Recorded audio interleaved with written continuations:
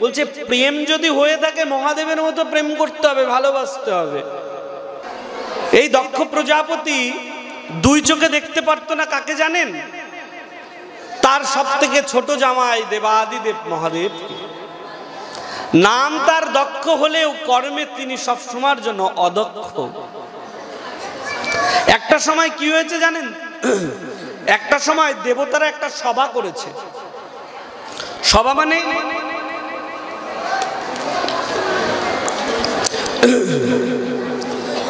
দেবতারা সবাই মিলে একটা সভার আয়োজন করেছে। যেহেতু দেবতারা মিলে সভার আয়োজন করেছে,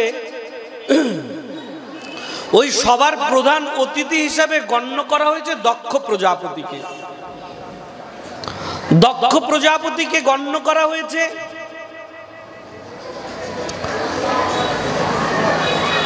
সবাই চলে এসেছে,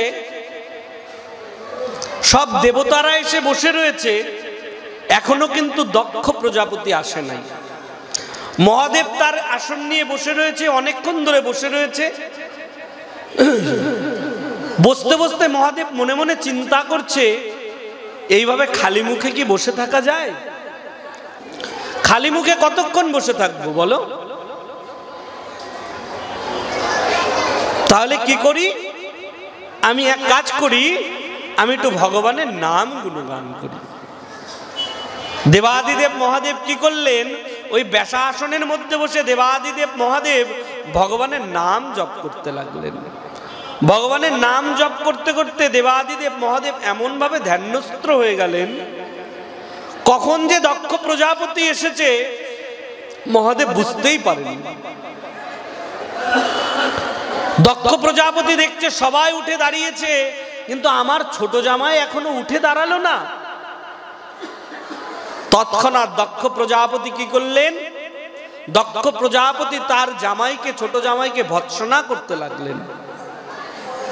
এর থেকে আর কি আশা করা যায়? যে সবসময়ের জন্য শ্মশানে বসে থাকে, তার থেকে তো ভালো কিছু আশা করা যায় না। ছি, একে কিনা তোমরা নেমন্তন্ন করেছো, আমন্ত্রণ করেছো। যখন মহাদেবকে এইভাবে ভৎসনা করছে, তখন রুদ্রগণ রুদ্রগণরা ক্রোধিত হয়ে গেল। ক্রোধিত হয়ে দক্ষ প্রজাপতি যেই মুখ দিয়ে মহাদেবের নিন্দা করছিল, রুদ্রগণ তৎক্ষণাৎ অভিশাপ দিয়ে দিলেন। রুদ্র সেনারা দক্ষ প্রজাপতিকে অভিশাপ দিয়ে দিলেন। কি অভিশাপ? বলছে, যেই মুখ দিয়ে তুই মহাদেবের বদনাম করছিস, হে দক্ষ প্রজাপতি, আমরা রুদ্রগণ তোমাকে অভিশাপ করছি, যে মুখ দিয়ে তুমি মহাদেবের নামে বদনাম করছো, ভৎসনা করছো, তোমার এই মুখ আর মনুষ্যরূপী বদন থাকবে না। অভিশাপ করছি, তোমার মুখ ছাগলের মতো হয়ে যাবে। অভিশাপ দিয়ে দিলেন। বলছে ঠিক আছে ঠিক আছে, দেখা যাবে ছাগলের মতো হয়ে যাবে, যে আমিও তোদেরকে অভিশাপ দিচ্ছি, তোরাও জীবনে কোনোদিন কোনো যজ্ঞে গিয়ে স্থান পাবি না। দেখবেন এই জগতের সবাই যজ্ঞে স্থান পেলেও কিন্তু রুদ্র সেনারা নন্দী, ভিঙ্গি, সিঙ্গি এদেরকে আরাধনা করা হয় না। দক্ষ প্রজাপতি অভিশাপ দিয়ে দিলেন, যা তোরাও কোনো যজ্ঞে গিয়ে তোরাও স্থান পাবি না। ঠিক আছে। তখন মহাদেব কি বলল? রুদ্র সেনাদেরকে, চলো, আমাদেরকে এইখানে আর থেকে লাভ নেই। যদি এইখানে আর বেশিক্ষণ থাকি তাহলে কি হবে? সবাই মিলে আরো নিন্দা করবে। ব্যাস, চলে গেল মহাদেব। দক্ষ প্রজাপতি নিজের ছোট জামাইকে শায়েস্তা করবার জন্য, শাস্তি দেওয়ার জন্য দক্ষ প্রজাপতি কি করলো? একদিন নিজে নতুন একটা যজ্ঞের আয়োজন করলো, একটা বৃহস্পতি যজ্ঞের আয়োজন করলো।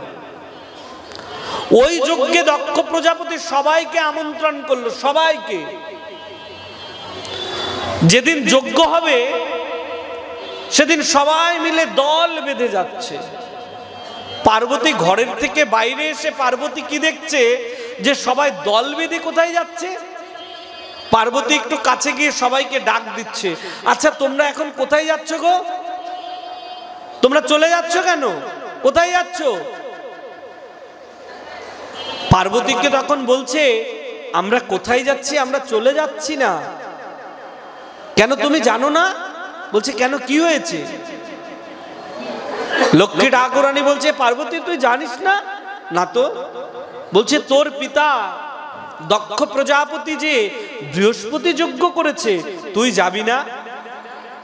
সঙ্গে সঙ্গে পার্বতী চলে আসলেন দেবাদিদেব মহাদেবের কাছে। স্বামী স্বামী স্বামী, কি হয়েছে সতী? কি হয়েছে সতী বলো? স্বামী তুমি জানো না? কেন সতী, কি জানার কথা বলছো? বলছে আমার পিতা আজকে যজ্ঞ করছে, তুমি জানো না? তুমি যাবে না ওই যজ্ঞে? আমার পিতা কি তোমায় আমন্ত্রণ নেমন্তন্ন করে নাই? তখন মহাদেব বলছে সতী তোমার পিতা কি করেছে জানো? সবাইকে আমন্ত্রণ করেছে, নেমন্তন্ন করেছে, শুধু একমাত্র আমাকেই করেনি। তখন পার্বতী কি বলছে জানেন? পার্বতী বলছে হে স্বামী, পিতা হয়তো সবাইকে নেমন্তন্ন করতে করতে হয়তো আমাদের কথাটা ভুলে গেছে। দেখুন, আমি তো তার ছোট মেয়ে হই, ছোট কন্যা হই। পিতা হয়তো নেমন্তন্ন আমাদেরকে নাই করতে পারে স্বামী, তাতে কি হয়েছে? আমরা কি ওই যজ্ঞে যাব না? আমি কি ওই যজ্ঞে যাব না? এমন করে বলো না, চলো আমরা দুজন মিলে যাই, আজকে আমার পিতা যজ্ঞ করছে। তখন মহাদেব কি বলছে জানেন? মহাদেব বলছে কি পার্বতী, আমি তোমায় আজকে একটা কথা বলি শোনো। যেহেতু তোমার ওই ঘরের থেকে তোমার পিতা আমার কাছে তোমাকে দান করেছিল, যেদিন থেকে আমার হাতে তোমাকে দান করেছে সেই দিনের পর থেকেই তোমার আর ওই ঘরের প্রতি কোনো আকাঙ্ক্ষা নেই, লোভ নেই। যেদিন থেকে তুমি আমার ঘরে এসছো এটাই তোমার ঘর, আর তুমি যে যাকে তুমি তোমার নিজের ঘর মনে করছো ওটা হচ্ছে তোমার পরের ঘর। পার্বতী আজকে একটা কথা শুনে রাখো, যদি শ্বশুরালয় থেকে যদি নেমন্তন্ন না করে সুখের সময়, তাহলে ওইখানে আমাদেরকে যেতে নেই। যেহেতু তোমার পিতা আমাদেরকে ডাকেনি, তাহলে পার্বতী আমাদের ওই যজ্ঞে অংশগ্রহণ না করাই ভালো। পার্বতী দেখবেন এটা কিন্তু হয়, যতই স্বামী তার স্ত্রীকে বলুক না কেন বাবার বাড়ি যাওয়া যাবে না, এই করা যাবে না, এন করা যাবে না, কোনো মতে শোনা যাবে না, বাবার বাড়ি যেতেই হবে, তাই তো যায় না? আমার এক শিষ্য ছিল, আমাকে কিছুদিন আগে বলছে বাবা এক কাজ করুন। কি কাজ? বলছে একটা তাবিজ কবজ দিন। আমি বলি কিরকম তাবিজ কবজ চাইছিস? বলছে আমার মা যা কিছু হোক না কেন তার ভাইয়ের বাড়িতে পাঠিয়ে দেয়। আমার শিষ্য বলছে একটু বাবা একটু টাকা পয়সা জমায়, দেখা গেছে ওই টাকাটাও তার ভাইকে দিয়ে দেয়। এমন কিছু করুন যেন আমার মা টাকা পয়সা তার ভাইকে না দেয়, বাবার বাড়িতে কোনো কিছু না পাঠায়। তখন আমি আমার শিষ্যকে বলছি, মারে স্বয়ং মহাদেবী পার্বতীকে সতীকে পারেনি বাবার বাড়ি থেকে ফেরাতে, আর আমি তো সাধারণ একটা ছোট্ট মানুষ, আমি তোর মাকে কেমন করে ফেরাবো রে? তো স্বয়ং মহাদেবও পারেনি। তো মহাদেব পার্বতীকে বললো, পার্বতী তুমি যেও না। না স্বামী, এমন করে বলবে না, হয়তো পিতা ভুলে গেছে, তাতে কি হয়েছে, আমারই তো পিতা, যাই আমি। ঠিক আছে পার্বতী তুমি যাও। পার্বতী চলে গেল। মহাদেব কি করলো, তার রুদ্র সেনাদেরকে সঙ্গে করে পাঠিয়ে দিল। পার্বতী গেলেন যেখানে দক্ষ প্রজাপতি বৃহস্পতি যজ্ঞ সম্পূর্ণ করছে, আরম্ভ করেছে, পার্বতী ওইখানে গিয়ে উপস্থিত হয়েছে। পার্বতী তাকিয়ে দেখছে ওই যজ্ঞে সবার জন্য একটা আলাদা আলাদা আসন দিয়ে রেখে দিয়েছে, শুধু আসন দেয়নি মহাদেবের জন্য। তখন পার্বতী অর্থাৎ সতী দক্ষ প্রজাপতিকে বলছে, পিতা পিতা আপনি কি এমন করেছেন? আমার স্বামী মহাদেব আপনার কাছে কি এমন অপরাধ করেছে?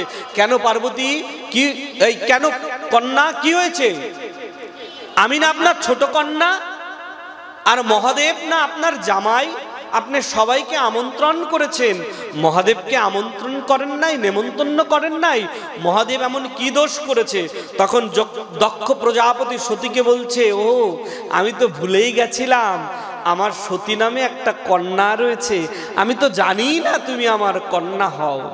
তখন সতী মনে মনে এমন করে কষ্ট পেল, সতী তখন তার পিতাকে বলছে, পিতা আপনি এমন কথা বলতে পারলেন? আপনি আমাকে জন্ম দিয়েছেন, আমি আপনার কন্যা, আমি আপনার কন্যা হয়ে মহাদেবের সঙ্গে আমার বিবাহ হয়েছে, আর বলছেন মহাদেব আপনার কেউ নয়, আমি আপনার কেউ নয়। হে পিতা, এই দেহ তো আপনিই আমাকে দিয়েছেন, এই দেহ যেহেতু আপনার দেওয়া, এই দেহর প্রতি আপনার অধিকার, যেহেতু এই দেহের প্রতি আপনার অধিকার, আপনিই বলছেন এই দেহের প্রতি আর কোনো অধিকার নেই, তাহলে পিতা আমি আজকে কথা দিলাম যে দেহ আপনার দেওয়া, এই দেহ নিয়ে আমি আর ওই মহাদেবের কাছে ফিরে যাব না। তখন সতী কি করলেন? ওইখানে ইচ্ছা মৃত্যু ধারণ করে সতী তার দেহটাকে ওইখানে বিসর্জন দিয়ে দিলেন, দেহত্যাগ করলেন। রুদ্রসেনারা দেখলেন সতী ওইখানে দেহত্যাগ করেছে। রুদ্রসেনারা ক্রোধিত হয়ে কাঁদতে কাঁদতে কাঁদতে মহাদেবের কাছে ছুটে গেলেন, হে পিতা, হে পিতা। মহাদেব ধ্যান ভঙ্গ করে রুদ্রসেনাদেরকে বলছে, পুত্র তোমরা এমন করে ছুটে এসেছো কেন? তোমরা কাঁদছো কেন? পিতা আপনি জানেন কি হয়েছে? কেন কেন পুত্র কি হয়েছে? বলছে আমাদের মা যে আর নাই। কেন? বলছে আমাদের মা ওইখানে দেহত্যাগ করেছে। সঙ্গে সঙ্গে ভগবান দেবাদিদেব মহাদেব কি করলেন? তার জটার থেকে একটা জটা ছিঁড়ে সঙ্গে সঙ্গে ওই জটাটা মাটির মধ্যে যখনই নিক্ষেপ করে দিলেন, ওইখান থেকে দেখতে দেখতে প্রকট রূপ ধারণ করলেন। যখনই প্রকট রূপ ধারণ করলেন বীরভদ্র ভগবান, বীরভদ্র ভগবান জন্ম নিয়েই মহাদেবকে বলছে, হে মহাদেব আদেশ করুন কি করতে পারি? বলছে যাও, চলে যাও ওই দক্ষের যজ্ঞে গিয়ে দক্ষের যজ্ঞ তুমি বিনাশ করো। সঙ্গে সঙ্গে চলে আসলেন বীরভদ্র রুদ্রসেনাদেরকে নিয়ে। দক্ষ যজ্ঞে এসে দক্ষ প্রজাপতির সৈন্যদের সঙ্গে রুদ্র সৈন্যদের প্রখর যুদ্ধ হলো। ওদিকে বীরভদ্র কি করলো? দক্ষ প্রজাপতির কাছে গিয়ে খড়গটা নিয়ে মস্তকটার মধ্যে একটা কোপ দিয়েই ওই মস্তকটা এক হাতে ধরে যেখানে অগ্নিকুণ্ড জ্বলছিল, ব্যাস মস্তকটা নিয়ে অগ্নিকুণ্ডের মধ্যে ফেলে দিল। নারায়ণ স্তম্ভিত হয়ে গেল। কি হলো? পৃথিবীতে যদি কোনো যজ্ঞ হয় আর ওই যজ্ঞ যদি অসম্পূর্ণ থেকে যায়, তাহলে কি হবে? সৃষ্টির প্রলয় হবে, সৃষ্টির মধ্যে অভাব দেখা যাবে, সৃষ্টির মধ্যে রোগ ব্যাধি দেখা যাবে, অকাল মৃত্যু হবে সবার। নারায়ণ চিন্তায় পড়ে গেলেন। মহাদেব আসলেন, সতীর দেহ নিয়ে মহাদেব কি করলেন? রুদ্র নৃত্য তাণ্ডব শুরু করে দিলেন। ভগবান মনে মনে চিন্তা করলেন, স্বয়ং মহাদেব যদি এমন করে নৃত্য করে তাহলে তো এই সৃষ্টির বিনাশ হয়ে যাবে। ভগবান নারায়ণ কি করলেন? তার সুদর্শন চক্র ছেড়ে দিল। এই সুদর্শন চক্র গিয়ে সতীর দেহটাকে খণ্ড খণ্ড করে দিল। ব্যাস 51টা টুকরো ভারতে পড়েছিল, তাই ভারতকে বলা হয় 51 পীঠের স্থান। 151টা সতীর দেহ টুকরো টুকরো হয়ে গেল। যেখানেই তার দেহ টুকরো পড়েছিল সেখানে একটা পীঠস্থান তৈরি হয়ে গেল। তার মধ্যে 51টা টুকরো ভারতবর্ষে পড়েছিল, তাই তাকে বলা হয় 51 পীঠের দেশ। যখনই সতীর দেহ আর দেবাদিদেব মহাদেবের কাঁধে নেই, তখন কি করলো? ভগবান নারায়ণ মহাদেবের কাছে গিয়ে যখন দাঁড়ালো, ভগবান যখন মহাদেবের কাছে গিয়ে দাঁড়ালো, মহাদেবের ক্রোধ তখন কি হলো? আস্তে আস্তে শান্ত হতে লাগলো। হে নারায়ণ কি হয়েছে বলুন? হে মহাদেব জানো কি হয়েছে? তোমার শ্বশুর দক্ষ যজ্ঞ করছিল, সেই যজ্ঞ বিনাশ হয়েছে। দেখো, যজ্ঞ যদি অসম্পূর্ণ থাকে তাহলে কি হবে? এই সৃষ্টির মধ্যে প্রলয় হবে, রোগ হবে, ব্যাধি হবে, বর্ষণ হবে। মহাদেব তখন কি বলল? আচ্ছা ঠিক আছে, যজ্ঞের যে যজমান, ওই যজমানকে আমার সামনে নিয়ে আসো, আমি আবার তাকে পুনর্জীবিত করে দিচ্ছি। ব্যাস দক্ষ প্রজাপতিকে নিয়ে আসলো। যখন মহাদেব তাকিয়ে দেখছে, কি হলো? এ কাকে নিয়ে এসেছো? বলছে এটাই তো দক্ষ প্রজাপতি। বলছে তার মস্তক কোথায়? বীরভদ্র মস্তক কোথায় রেখেছো? বলছে মহাদেব কৃপা করবেন, আমি এমন করে ক্রোধিত হয়ে গেছিলাম, আমি মস্তকটাকে ছেদন করে ওই অগ্নিকুণ্ডের মধ্যে দিয়েছি, মস্তক পুরো তো ছাই হয়ে গেছে। বলছে মস্তক ছাড়া, মাথা ছাড়া তো কারোর প্রাণ ফিরিয়ে দেওয়া যাবে না, তাহলে কি করা যাবে? মহাদেব তার রুদ্র সেনাদেরকে আদেশ দিলেন, আচ্ছা ঠিক আছে, তোমরা উত্তর দিকে চলে যাও, উত্তর দিকে যে প্রাণীকে যে জীবকে দেখবে তার মস্তকটা নিয়ে আসবে, আমি আবার তাকে জীবিত করে দেব। রুদ্র সেনারা চলে গেলেন, উত্তর দিকে গিয়ে কাউকে পেলেন না, পেলেন একটা ছাগলকে, ব্যাস নিয়ে আসলেন। নিয়ে এসে কি করলো, দক্ষ প্রজাপতির দেহের সঙ্গে যখন লাগিয়ে দিল, মহাদেব আবার তাকে পুনর্জীবিত করে দিল। সঞ্জীবনী বিদ্যার মাধ্যম দিয়ে মহাদেব আবার তার প্রাণ ফিরিয়ে দিল। যখনই সে উঠে বসেছে, দক্ষ প্রজাপতি উঠে বসে ভগবানের স্তবস্তুতি করতে চাইছে, কিন্তু ছাগলের মুক্ত, আর কথা বলতে পারছে না, ম্যামা করছে। যখনই মহাদেবের স্তবস্তুতি করতে যাচ্ছে শুধু ম্যামা করছে। মহাদেব মনে মনে হাসছে। কেন জানেন হাসছে? বলছে, হাই রে, যতদিন মুখ ছিল ততদিন এই মুখ দিয়ে সারা জীবন ধরে শুধু আমার নিন্দাই করে গেছে, গালাগালিই করে গেছে, আর আজকে মুখ নাই, আজকে আমার স্তবস্তুতি করতে চাইছে। তো বাবা দেখুন, লীলা একবারে আমরা হয়তো বলে যাই, লীলার থেকে অনেক কিছু বুঝতে হয়। মহাদেব যখন এই চিন্তা করছে, জগৎকে তিনি জানিয়ে দিলেন, বুঝিয়ে দিলেন, আমাদেরও সময় থাকতে থাকতে স্তবস্তুতি করতে হবে। কেন? এই দেহর যতদিন শক্তি আছে, এই দেহ শক্তি নিয়ে আমরা যদি স্তবস্তুতি না করি, তাহলে বৃদ্ধ হয়ে গেলে, বয়স হয়ে গেলে ভগবানের নাম গুণগান করতে পারবো না, স্তবস্তুতি করতে পারবো না। শাস্ত্রে একটা পয়ারের মধ্যে বলছে, শিশুকালে কৃষ্ণ ভজে কৃষ্ণ পাওয়ার আশায়, যৌবনকালে কৃষ্ণ ভজে আসে কি না আসে, বৃদ্ধকালে কৃষ্ণ ভজে বাবা জমের তর আসে। বলছে বৃদ্ধকালে সবাই কৃষ্ণ ভজবো। কেন? বলছে কিছুদিন পরে তো গোবিন্দাই হয়ে যাবে, কৃষ্ণ বলতে পারবো না, তাই জন্য কৃষ্ণ ভজন করছি। কিন্তু না, কৃষ্ণকে পেতে গেলে বৃদ্ধকাল নয়, যৌবনকাল নয়। বলছে শিশুকালে কৃষ্ণ ভজে কৃষ্ণ পাওয়ার আশায়, আর যৌবনকালে কৃষ্ণ ভজে আসে কিনা আসে, বৃদ্ধকালে কৃষ্ণ ভজে বাবা জমেরও তরাসে। যদি ভজন করতে হয় এখন থেকে ভজন করতে হবে। বলছে একবার কৃষ্ণ নামে যত পাপ হরে, পাপীরও কি সাধ্য আছে তত পাপ করে। ব্যাস বাবা, কীর্তনিয়া পাঠকরা এখানে বলে বাড়িতে চলে গেল, আর ভক্তরা মনে মনে চিন্তা করছে, গোসাই বলে গেছে, পাঠক বলে গেছে, পাপ অহর্নিশি করে যাও, বাড়িতে গিয়ে বললেই কৃষ্ণ নাম বললেই পাপ ধুয়ে মুছে যাবে। গোসাই বলে গেছে, পাঠক বলে গেছে, একবার কৃষ্ণ নাম। তার পরের পয়েরটা কি বলছে জানেন?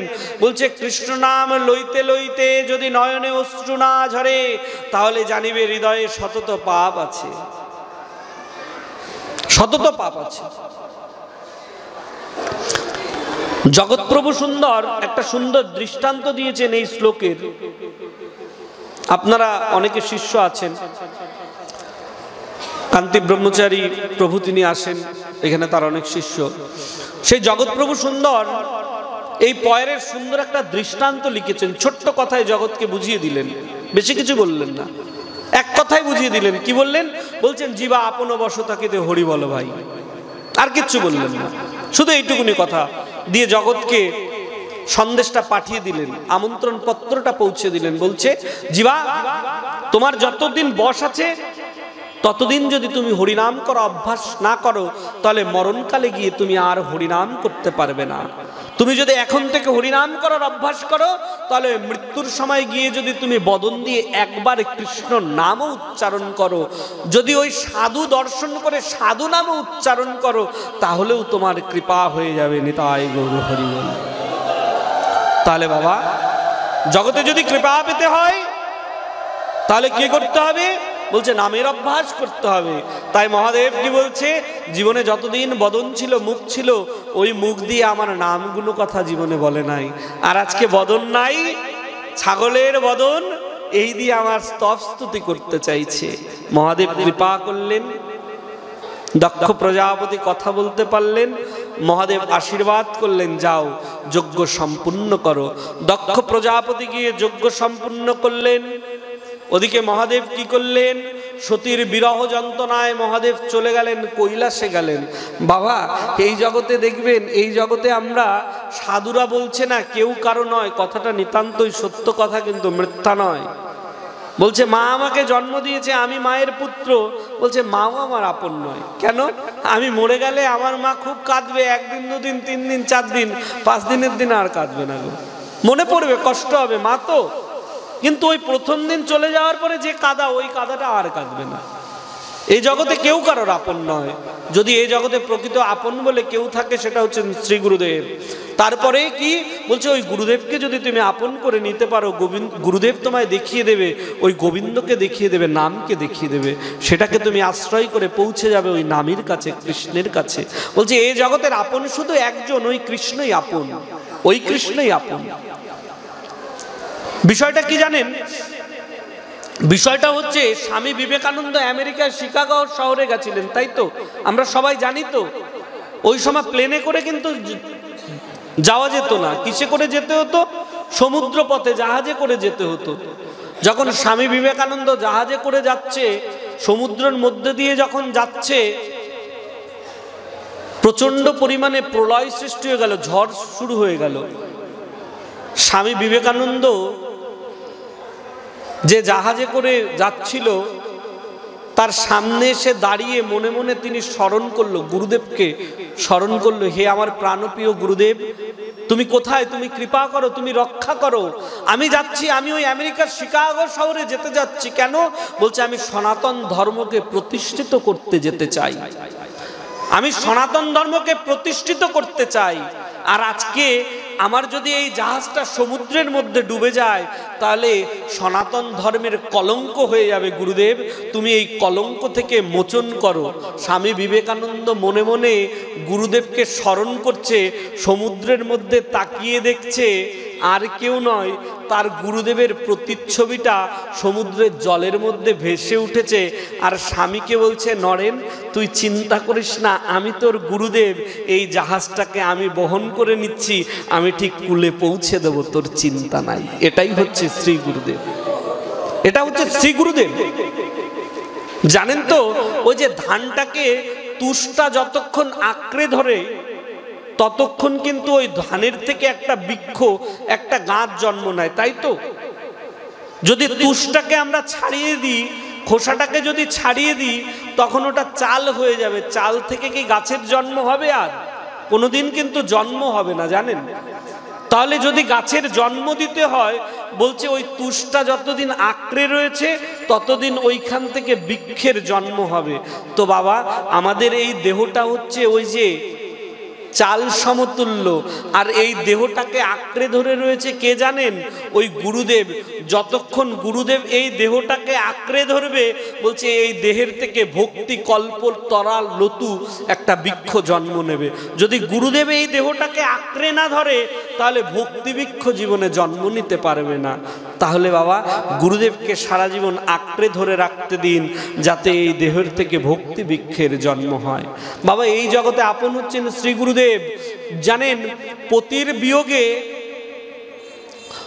বিয়োগে স্বামী কি করবে জানেন? কিছুদিন পরে আর একটা বিবাহ করবে, তাই করছে তো। 1 দিন 2 দিন কাঁদবে, পরের দিন বলবে কি রান্না করতে পারছি না, রান্নার একটা লোক লাগবে, আবার বিবাহ করবে। এটা হচ্ছে। আর মহাদেব কি করলেন? বলছে প্রেম যদি হয়ে থাকে, মহাদেবের মতো প্রেম করতে হবে, ভালোবাসতে হবে। মহাদেব চলে গেলেন, সতী দেহ রেখেছে, মহাদেব কৈলাসে চলে গেলেন। 1 দিন 2 দিন নয়, সতীর বিরহ যন্ত্রণা 80,000 বছর মহাদেব ভোগ করেছিলেন। 80,000 বছর মহাদেব তপস্যা করেছিলেন। এই সতী আবার জন্ম নিয়েছিল কোথায়? হিমালয়ের ঘরে। পার্বতী রূপে যখন তিনি জন্ম নিলেন, মহাদেবের ধ্যান ভঙ্গ করলেন, পার্বতীর সঙ্গে মহাদেবের বিবাহ সম্পূর্ণ হলো। তাহলে পার্বতীর সঙ্গে মহাদেবের কবে বিবাহ হয়েছিল? আসছে আমাদের ফাল্গুন মাসে যে শিব চতুর্দশী আমরা বলি, এই শিব চতুর্দশীর দিন পার্বতীর সঙ্গে মহাদেবের বিবাহ সম্পূর্ণ হয়েছিল। রাধে রাধে, জয় নিতাই।